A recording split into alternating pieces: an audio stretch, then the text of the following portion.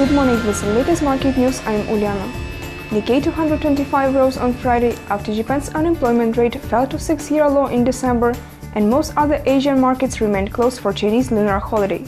Japan Statistics Bureau reported on Friday that country's unemployment rate in December fell to 3.7%, its lowest level in 6 years.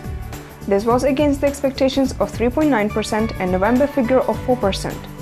Australia's ASX fluctuated between gains and losses, and the country's Bureau of Statistics reported that fourth quarter producer price index rose 0.2% against the expectations of 0.9%. Japan's Nikkei 225 was up 0.61%, while Australia's S&P ASX 200 was up 0.03%.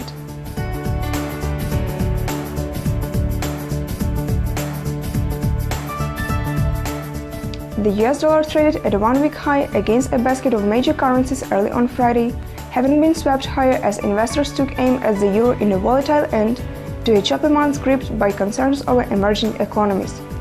The greenback was also supported after solid US October-December growth numbers revived hopes that the global economy could, on the whole, take troubles from emerging markets in its stride.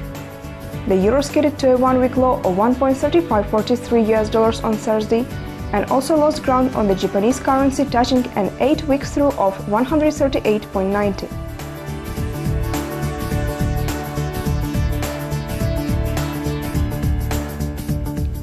The last trading day of the month is not expected to provide large surprises in terms of data.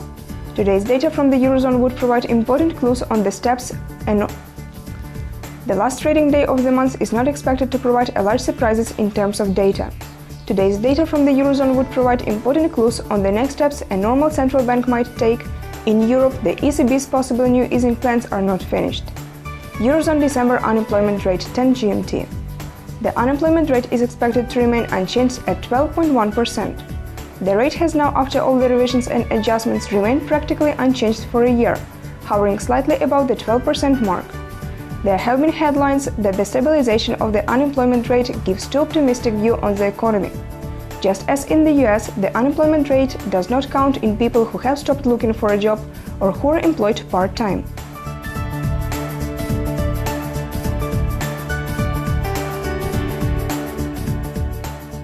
It was the latest market news provided by ICO FX. Goodbye.